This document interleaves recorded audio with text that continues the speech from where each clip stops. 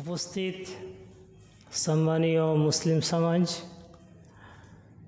প্রশংসা মাত্র ওই মহান আল্লাহর জন্য, যিনি আমাদের খালেক ও মালেক, যিনি আমাদের একমাত্র সত্য উপাস্য, যিনি আমাদেরকে আশরাফুল মখলুকাত করে সৃষ্টি করেছেন।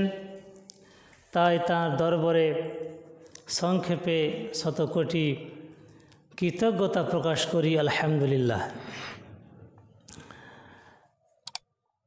যার অক্লান্ত পরিশ্রমে আমরা এই দিন ইসলামকে পেয়েছি, সেই নবী মুহাম্মদ সাল্লাল্লাহু আলাইহি ওয়াসাল্লাম, যিনি খাতামুল আম্বিয়া সৈয়দুল মুরসালিন, তাঁর উপর অগণন দরুদ ও সালাম অবতীর্ণ হোক। আল্লাহুম্মা সাল্লি আলাইহি, আল্লাহুম্মা বারিক আলাইহি। আজকে রমজান মাসের আমরা সিয়াম পালনে ব্যস্ত আছি। আলহামদুলিল্লাহ, আল্লাহ আমাদেরকে তৌফিক দান করেছেন। তার সাথে সাথে এই জুমার দিনে এই জুমা মসজিদে আমরা একত্রিত হয়েছি। আজকে সিয়ামের ব্যাপারে বা রোজার ব্যাপারে আমরা অনেক বক্তব্য, অনেক কথা আলহামদুলিল্লাহ মাশাআল্লাহ শুনে রেখেছি।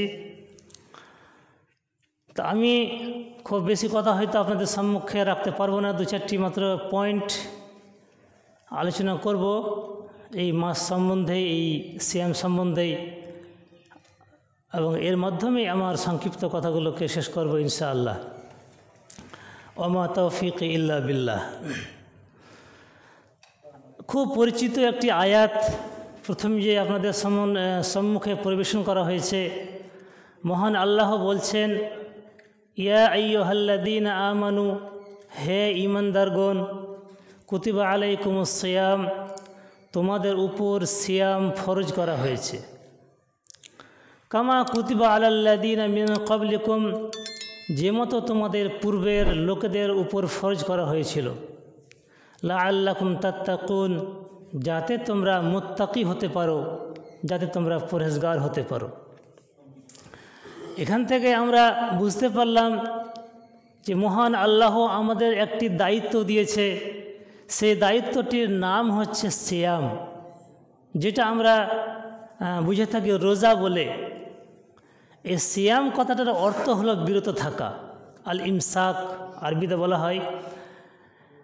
বিরত থাকা মানে খাওয়া, পানাহার, পান করা ইত্যাদি ইত্যাদি। তার সঙ্গে ইন্দ্রিয় তৃপ্তকর যে সমস্ত কাজ আছে, যেগুলো আপনার বৈধ ছিল, বৈধ কাজটাও আপনার জন্য বারণ। তাহলে যেগুলো অবৈধ কাজ, যেগুলো মন্দ কাজ, যেগুলো অপছন্দনীয় কাজ, গর্হিত কাজ, বলার অপেক্ষা রাখে না, সেটা অবশ্যই হারাম, সেটা অবশ্যই চলবে না। কিন্তু মহান আল্লাহ এই আয়াতের শেষ অংশে বলছেন, লাআল্লাকুম তাত্তাকুন, তোমাদেরকে আমি এই সিয়ামের দায়িত্ব দিয়েছি। এই সিয়াম পালন করতে হবে। এই সিয়াম পালন করলে কি লাভ হবে, উদ্দেশ্যটা কি? মহান আল্লাহ বলছেন, লাআল্লাকুম তাত্তাকুন, তোমরা মুত্তাকি হবে। তাহলে মুত্তাকি জিনিসটা কি? তাকওয়া জিনিসটা কি? তাকওয়া কথাটির মূল অর্থ হচ্ছে বিরত থাকা, ভয় করা, বেঁচে থাকা, ভীরুতা। যেমন মুত্তাকি মানে আল্লাহ, ভীরু, অর্থাৎ যতগুলো আল্লাহর নিষেধ কাজ আছে, যে সমস্ত কাজ পাপ, যে সমস্ত কাজ অবৈধ, যে সমস্ত কাজ অপছন্দনীয়, সমস্ত কাজ থেকে বেঁচে থাকা, এর নাম হলো তাকওয়া। আর এই রকমের গুণাবলী যে ব্যক্তি নিজের মধ্যে তৈরি করতে পারবে, সেই হলো মুত্তাকি। আমরা যদি একটু দেখি, যেমন বিখ্যাত খলিফা এই উদাহরণটাই দিয়েছিলেন তাকওয়া বুঝাতে গিয়ে, যে তুমি যেন একটি রাস্তা দিয়ে চলছো, পথ দিয়ে চলছো, ওই পথে কোথাও কাঁটা পড়ে আছে, কোথাও কাঁচ পড়ে আছে, কোথাও খোঁজ পড়ে আছে, তো তুমি কি করবে? তোমার পায়ে যেন সে সমস্ত ক্ষতিকর জিনিস না লেগে যায়, সেজন্য যেভাবে সাবধান হয়ে সেই পথ অতিক্রম করবে, এইটাই হচ্ছে তাকওয়া। জীবন যাপন করতে হবে, জীবনের পথে এমনভাবে চলতে হবে যতগুলো নিষেধ আল্লাহ এবং আল্লাহ রসুল করেছেন সমস্ত থেকে বেঁচে যাবে। এইটাই হচ্ছে তাকওয়া। রোজার উদ্দেশ্য হচ্ছে তাকওয়া, সিয়ামের উদ্দেশ্য হচ্ছে তাকওয়া। তাকওয়া এমনই এক শক্তি, এমনই এক পাওয়ার, যদি তাকওয়া না কারো মধ্যে থাকে, তাকওয়া যদি না আসে, তাহলে তার জন্য কোরআনও কোনো কাজে আসবে না, কোরআনও তার কোনো উপকারে আসবে না, তার জন্য নামাজ পড়াও সম্ভব হবে না, সালাত আদায় করাও সম্ভব হবে না। সংক্ষিপ্ত কথা হলো, তার জন্য কোনোটা কাজই সম্ভব হবে না। হ্যাঁ, শুধু সে করতে চাইবে, তার প্রবৃত্তি, তার মন যে কাজ চায় সে কাজই সে করতে চাইবে বা করতে পারবে। তাই আল্লাহ বলছেন, আলিফ লাম মিম যালিকাল কিতাব লা রাইবা ফীহি হুদাল লিল মুত্তাকিন, যে এই কোরআন যার মধ্যে কোনো সন্দেহ নেই, কিন্তু এটা হচ্ছে হিদায়াত স্বরূপ কার জন্য? মুত্তাকিদের জন্য। কার জন্য? মুত্তাকিদের জন্য। একটা মানুষের মধ্যে যদি আল্লাহকে বলে ভয় থাকে, আল্লাহ ভীরুতা থাকে তার মধ্যে, তাহলে কোরআন তার উপকারে আসতে পারে, তাহলে সে কোরআনে গুরুত্ব দেবে, সে কোরআনটাকে মূল্যায়ন করতে পারবে। আর যদি তাকওয়া না থাকে তাহলে সে কোরআন বুঝবে না, সে কোরআনের কোনোভাবে মূল্যায়ন করতে পারবে না, তাই কোরআনও তার কোনো উপকারে আসবে না। কোরআন তার যে উপকারের জন্য, সে কোরআন থেকে কোনো উপকার নিতেই পারবে না। তাই মহান আল্লাহ বললেন যে তোমাদের জন্য রোজা আবার সিয়াম ফরজ করা হয়েছে। কেন ফরজ করা হয়েছে? যাতে তোমরা তাকওয়া অবলম্বন করতে পারো। এই তাকওয়া এবং সিয়ামের সঙ্গে ওতপ্রোতভাবে জড়িত। কেন? যখন একটা মানুষ সিয়াম পালন করে, তখন তার জন্য তার মনোরম যে সমস্ত খাদ্যবস্তু থেকে শুরু করে আরও অনেক কিছু যা তার জন্য হালাল ছিল, বৈধ ছিল, সমস্ত কিছু তাকে থাকতে হয় বিরত। এই বিরত থেকে এক মাসে 30 দিনে তার একটা অভ্যাস তৈরি হবে। এই অভ্যাসই তাকে একজন সৎ মানুষ, একজন সৎ মুমিন, মুসলিমে পরিণত করবে। এইটাই তো তাকওয়ার কথা। যেটা অপ্রয়োজনীয়, যেটা পাপ, যেটা ভুল, তা থেকে তোমাকে বেঁচে যেতে হবে। আর এখানে আপনাকে একটু বাড়িয়ে ভুল কাজ থেকে, ভুল কথা থেকে আপনাকে থামতে হবে। তার সঙ্গে সঙ্গে যেগুলো সঠিক ছিল সেগুলো আপনাকে আল্লাহ বিধান দিয়ে, আল্লাহ হুকুম দিয়ে বলে দিচ্ছেন যে তুমি এখন খাবে না, তুমি পান করবে না, তোমাকে পিপাসা লাগলেও না, ক্ষুধা লাগলেও না, এখন না, যখন সূর্য অস্ত হবে তখন তোমার জন্য সেটা চলবে। তো এই যে দেখেন, বৈধ যেটা আপনার জন্য চলতো, সেইটা থেকে আপনাকে আল্লাহ বিরত করে দিয়ে আপনাকে শিক্ষা দিলেন, ট্রেনিং দিয়ে দিলেন যে এইভাবে আল্লাহর হুকুমের পায়রবি করতে হবে।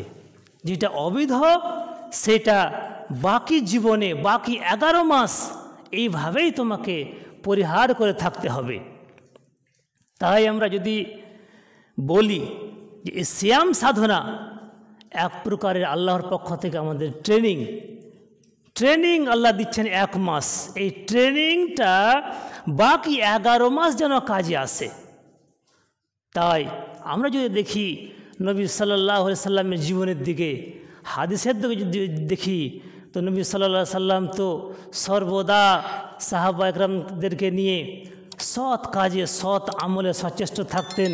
কিন্তু যখন এই রোজার মাস আসতো, এই রমজান মাস যখন চলে আসতো, তখন তিনি আরও কয়েক গুণ তার সচেষ্টতাকে বাড়িয়ে দিতেন। তাই তিনি বেশি বেশি করে কোরআন তেলাওয়াত করতেন, বেশি বেশি করে দান করতেন, বেশি বেশি করে আরও সালাত করতেন, বেশি বেশি করে দুয়া জিকির আজকার থেকে শুরু করে সমস্ত কিছু করতেন। আর যখন এই রমজান মাসের শেষ দশক চলে আসতো, সেই শেষ দশকে তিনি আরও গতি বাড়িয়ে দিতেন এবং নিজের আহল পরিবারকেও তিনি সেই দিকে উদ্বুদ্ধ করতেন। তিনি লাইলাতুল কদর করতেন, তিনি রাত জাগরণ করতেন, অনেক ইবাদত করতেন বেশি বেশি করে, এবং তার স্ত্রীগণকে এবং পরিবারকে তিনি আর উদ্বুদ্ধ করতেন। তার মানে এই 11 মাসে যদি আমি 99% করতে পারি, তাহলে বাকি এক মাসে যদি আমি 99% করতে পারি, তাহলে বাকি 11 মাসে যদি আমার গতিটা কিছুটা কমেও যায়, স্লোথ হয়ে যায়, তবুও যেন একটা মানে মার্জিনাল জায়গায় একটা যেন ভালো উল্লেখযোগ্য জায়গায় যেন থাকে। সেই জন্য এটা হচ্ছে একটা অভ্যাস গড়ে তোলার মাস। তাই এই অভ্যাস গড়ে তোলার মাসে আমাদেরকে দায়িত্ব নিতে হবে, আমাদেরকে এমনভাবে কাজের দিকে, ভালো কাজের দিকে, সৎ কাজের দিকে এগিয়ে আসতে হবে, যাতে করে আমাদের জীবনটা এই এক মাসের অভ্যাসের উপর চলে। এটা যেন একটা মূল পয়েন্ট, যেন সরল রেখা তৈরি হয়, যে মূল পয়েন্টের উপরে, এই সরল রেখার উপরে যেন আমার 11 মাস যেন অতিবাহিত হয়।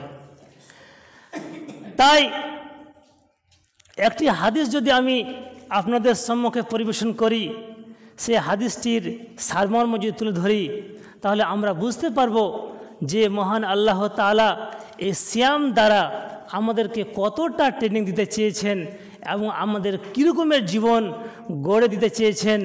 সে হাদিসটি বুখারী এবং মুসলিমে এসেছে। সে হাদিসটি হচ্ছে, আল্লাহ তাআলা বলছেন যে প্রত্যেকটা আমল ইবনু আদম অর্থাৎ মানুষ যে আমল করে, প্রত্যেকটা আমল তার জন্য। কার জন্য করে? তার জন্য করে। ইল্লা সিয়াম, কিন্তু এই সিয়ামটা ফাইন্নাহু লি, সিয়ামটা ইবনু আদম করে আমার জন্য একমাত্র। কেন? অন্যান্য কাজ, সালাত, দান, খায়রাত সবই তো মানুষ আল্লাহকে সন্তুষ্ট করার উদ্দেশ্য করে, সন্তুষ্ট আল্লাহর উদ্দেশ্যে করে। তা সত্ত্বেও এই সিয়ামের মধ্যে যে একটা বেশি পিউরিটি আছে, এখানে যে আরও গুরুত্ব রয়েছে। এর যদি কেউ ক্ষতি করতে চায়, কেউ যদি লুকিয়ে চুরিয়ে কোনো কিছু এর এর যেগুলো বিরোধী কাজ, নষ্ট করে দেওয়ার মতো কাজ যদি করে দেয়, তাহলে তাকে বাধা দেওয়ার কেউ নেই। কিন্তু একমাত্র আল্লাহকে বিশ্বাস রেখে, আল্লাহর প্রতি পুরোটা আস্থা রেখে, এত ক্ষুধার জ্বালা, এত তৃষ্ণার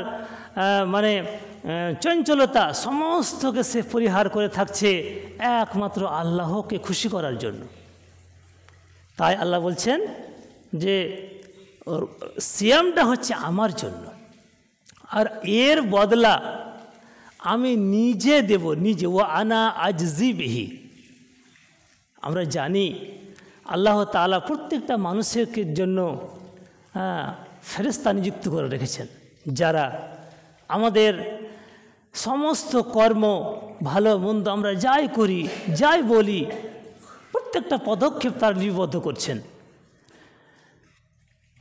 কিন্তু এই সিয়ামের যখন লিপিবদ্ধ কথা আসছে, এর বদলা কতটা হবে, এর নেকি কতটা দেওয়া হবে, তখন এটা আল্লাহ বলছেন যে এটা তোমরা ছেড়ে দাও, এটা আমার ব্যাপার। বান্দা এত কষ্ট করেছে আমাকে খুশি করার জন্য, তো এই মজুরিটা তোমরা দিতে পারবে না, এটা মজুরি আমি দেব। তাই বলছেন ফাইন্নাহু লি ওয়া আনা আজজি বিহি। পক্ষান্তরে তিনি বলছেন যে রোজা, সম হচ্ছে, সিয়াম হচ্ছে জুন্নাতুন, জুন্না ঢাল। যখন আগেকার সময়ে ঢাল ব্যবহার হতো, যখন যুদ্ধে যেত নিজেকে বাঁচানোর জন্য ঢাল, তো এই সিয়াম হচ্ছে জাহান্নামের আগুন থেকে বাঁচার হচ্ছে ঢাল স্বরূপ। আল্লাহ রাসূল বলছেন, যখন তোমাদের মধ্যে কেউ রোজা অবস্থায় থাকবে তখন যেন কোনো রকমের অশ্লীল কথা, ফালতু কথা না বকে। ফালা ইয়ারফাস, অশ্লীল কথা, ফালতু ফালতু বকে যাচ্ছে, বক বক করে বকে যাচ্ছে না। এমনিতেই অতিরিক্ত কথা, যে কথার কোনো প্রয়োজন নেই সে কথা বলা উচিত নয়। তাই আল্লাহ রাসূল বলছেন, যদি কথা বলতেই হয় ফাল ইয়াকুল খায়রান, ভালো কথা বলা উচিত, আওলা ইয়াসমুত, অথবা তাকে চুপ থাকা উচিত। অশ্লীল কথা, ফালতু কথা, অতিরিক্ত কথা, বাড়াবাড়ি কথা বলা থেকে যেমন সাধারণ অবস্থায় মানে নিষেধ, এটা তো রোজা অবস্থায় আরও নিষেধ, যাতে করে বাকি দিনগুলোতে অভ্যাস তৈরি হয়ে যায়। আর কি না করে,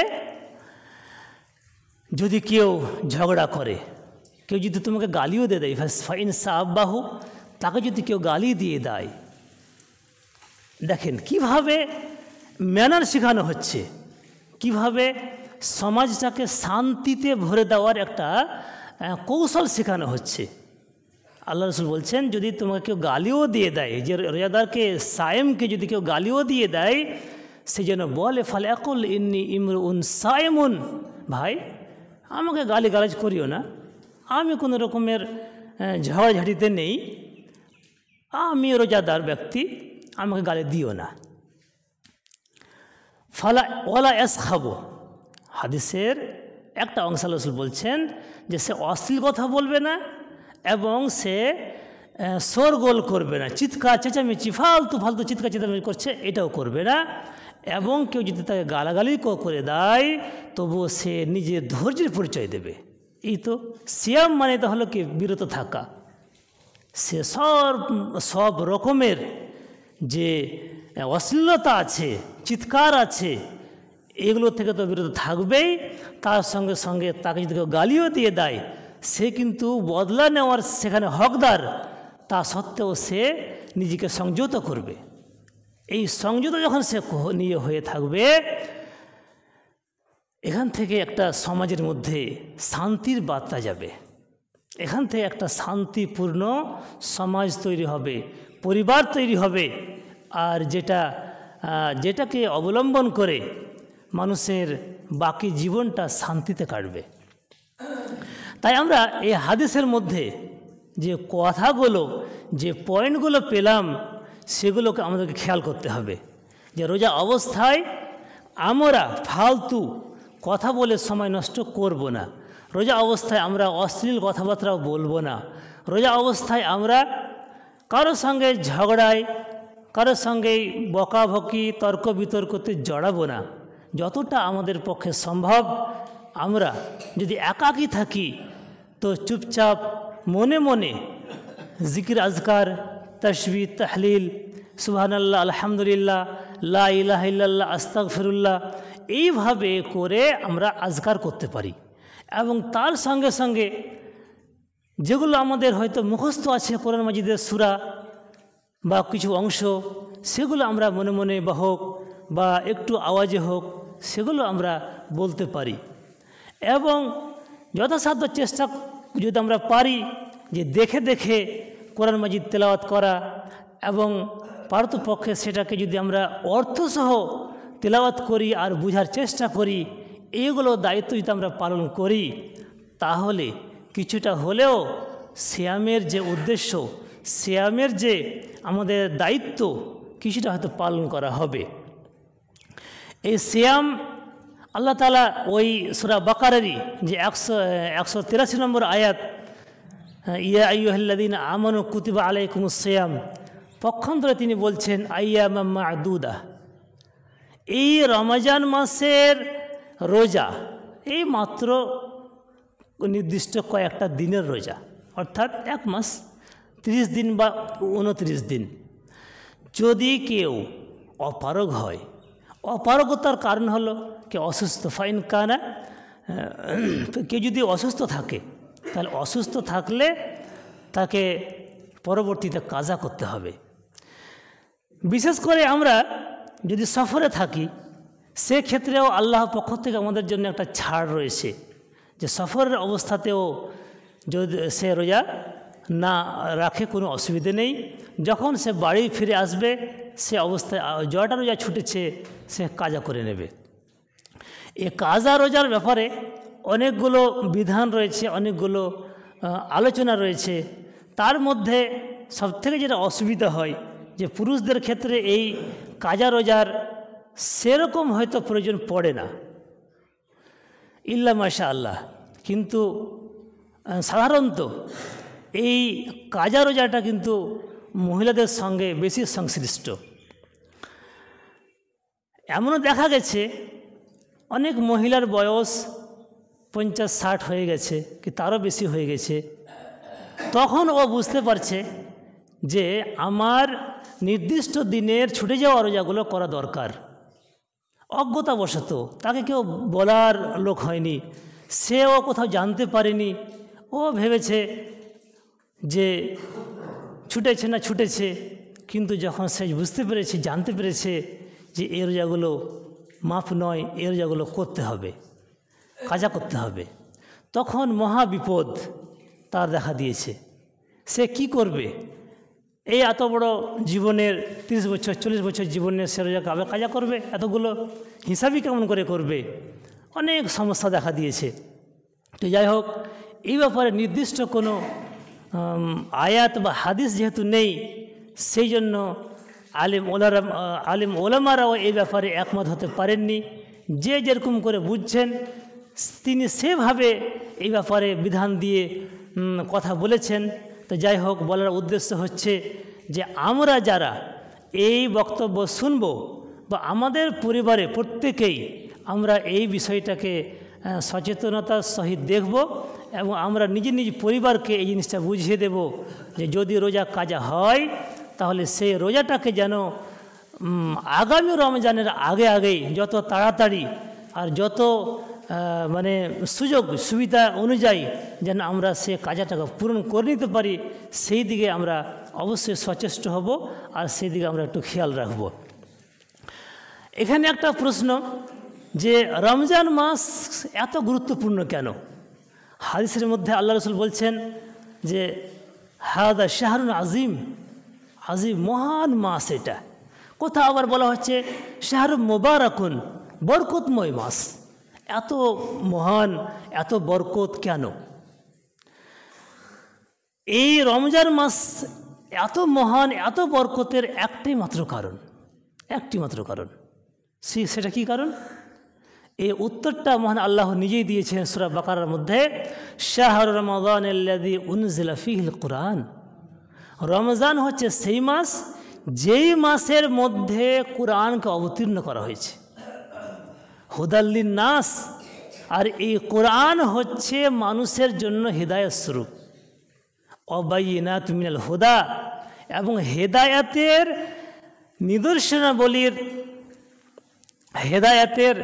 নিদর্শনাবলী স্বরূপ এটা অল ফুরকান, এবং এটি হচ্ছে হক এবং বাতিল,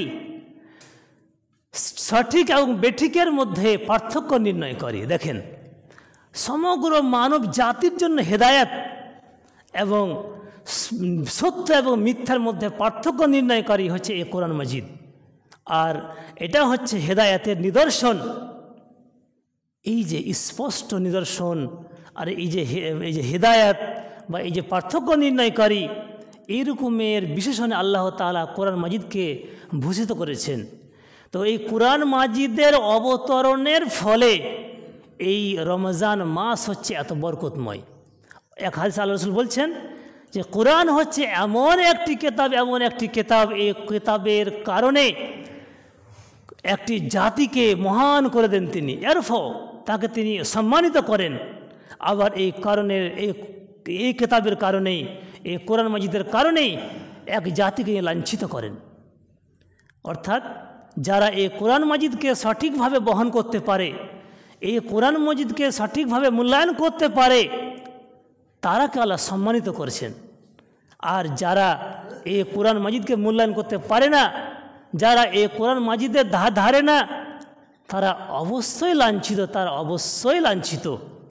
আমাদের গৌরবময় ইতিহাস প্রায় 150 বছরের কোথা থেকে এসেছিল? এই কোরআনকে তারা জীবনের সমস্ত কিছু মনে করেছিল, তাই তারা সর্বশ্রেষ্ঠ জাতিতে পরিণত হয়েছিল। আর আজকে আমরা লাঞ্ছিত এ কারণেই যে আমাদের সম্পর্ক কোরআন থেকে অতি দূরে। তাই কোনো কবি বলেছেন, ও মুআজ্জাজ থে জমানে মে আহলে কুরআন হোকর, হাম জলিল ও খার হুয়ে তারেকে কুরআন হোকর। এই রমজান মাস যারা আমরা হয়তো কোরআন মাজিদ তেলাওয়াত করতে জানি না, এটা অপরিহার্য। যেমন খাওয়া, না খেলে মানুষ একটা বাঁচে না, সেরকম মনে করে যে কোরআন আমাকে শিখতেই হবে, প্রথমে তেলাওয়াতটা শিখুন, তারপরে চেষ্টা করুন এর অর্থ বুঝার যতটুকু সম্ভব হয়। যেমন না খেলে, খাদ্য না পেলে মানুষের শরীর মরে যায়, শরীরে শক্তি থাকে না, সেরকমই হচ্ছে এই কোরআনের শিক্ষা, এই দিনের শিক্ষা যদি না থাকে, মানুষ দেখতে জীবিত থাকে কিন্তু আসলে সে একটা জ্যান্ত লাশ। সে